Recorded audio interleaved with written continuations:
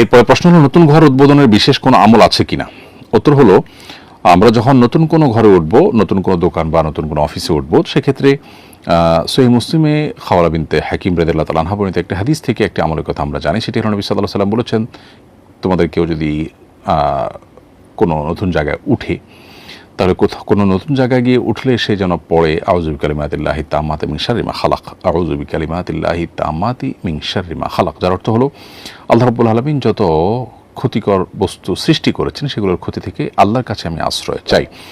তো এরকম তো পড়ে যদি কেউ কোনো জায়গায় গিয়ে উঠে, সেটা অবশ্য নতুন হওয়া কোনো জরুরি না। আপনি একটা বাসায় উঠলেন, সে বাসাটা পুরনো বাসা, কিন্তু আপনি গিয়ে উঠলেন, আপনি একটা জায়গায় গেলেন, কোনো জায়গায় গিয়ে যখন কেউ উঠে, তখন সে এই দোয়া পাঠ করলে তার মাধ্যমে আল্লাহ রাব্বুল আলামিন তাকে যাবতীয় ক্ষয়ক্ষতি থেকে হেফাজতে রাখেন।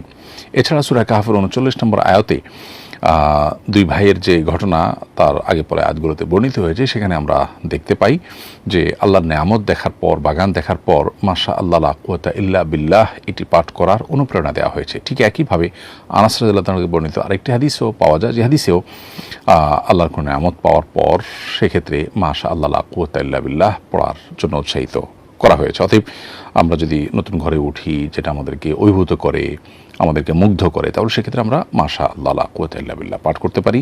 আর এই দোয়াটা পাঠ করতে পারি, আউযু বিকালিমাতিল্লাহি তাম্মাতি মিন শাররি মা খালাক, বিসমিল্লাহ বলে সেখানে প্রবেশ করব।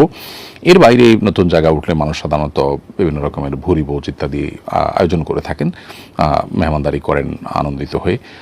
তো সেটা একান্ত মোবাহ কাজ, আর আমল হিসাবে এই দোয়া আল্লাহ তাআলার কাছে নিবেদন করা যেতে পারে।